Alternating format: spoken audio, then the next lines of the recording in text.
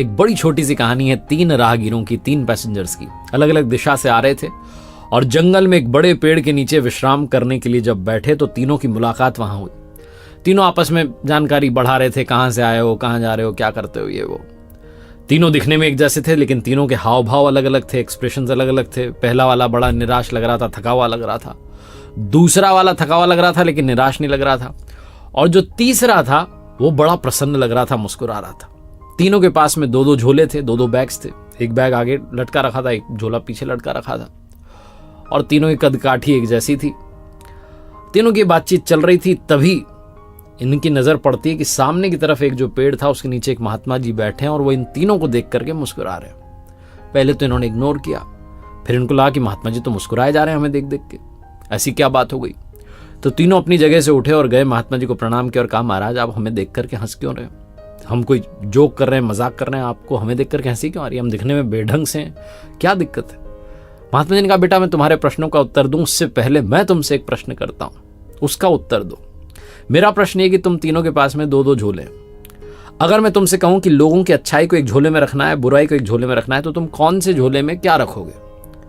पहले वाले ने कहा कि महाराज मैं लोगों की बुराई को आगे वाले झोले में रखूंगा ताकि उनसे जितना हो सके दूर रहूं, अच्छाई को पीछे वाले झोले में डाल दूंगा। दूसरे वाले ने कहा कि महात्मा जी मैं आगे वाले झोले में तो अच्छाई रखूंगा ताकि पता रहे कि उनके जैसा बनना है, और पीछे वाले में बुराई रखूंगा ताकि मुझे ये पता रहे कि मुझे उनसे अच्छा बनना है।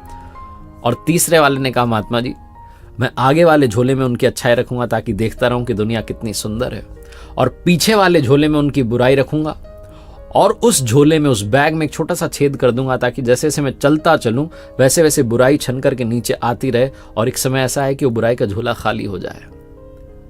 महात्मा जी ने कहा, मैं तुम्हें देख करके इसलिए मुस्कुरा रहा था क्योंकि मैंने तुम्हारे बारे में सही पढ़ा था, सही समझा था, तुम्हारे चेहरे देख करके फेस रीडिंग कर ली थी।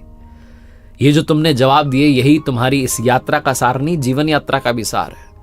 पहले वाले यात्री जो भाई साहब कह रहे हैं कि मैं आगे वाले झोले में तो बुराई रखूंगा ताकि जितना हो सके दूर रहूं, ये थके हुए दिख रहे हैं, निराश दिख रहे हैं, इस यात्रा में थके हुए निराश दिख रहे हैं, और जीवन की यात्रा में भी थक चुके हैं, निराश हो चुके हैं, नेगेटिविटी के साथ हैं, उसका हाथ ही नहीं छोड़ रहे हैं, नकारात्मकता इनको घेर चुकी है, कह रहे हैं मैं लोगों से दूर रहूंगा।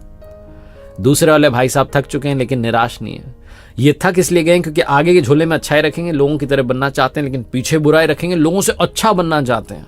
और जब आप ज्यादा अच्छा बनना चाहते हैं और बेहतर करना चाहते हैं तो आप थक जाते हैं। और तीसरे वाले यात्री जो मुस्कुरा रहे हैं, आनंद में दिख रहे हैं, वो इसलिए क्योंकि वो सिर्फ अच्छाई पर ध्यान दे रहे हैं। वो कह रहे हैं मैं अच्छाई देख रहा हूं, दुनिया में पॉजिटिविटी देख रहा हूं, बुराई तो धीरे धीरे बुराई के झोले में छेद कर दूंगा, चली जाएगी। लोगों में अवगुण खोजते रहेंगे तो एक दिन पता चलेगा कि अवगुण आप में था। इसीलिए दूसरों में आपको, हर किसी में अगर आपको कमी दिखाई दे रही है तो कमी आप में है, दूसरों में नहीं है।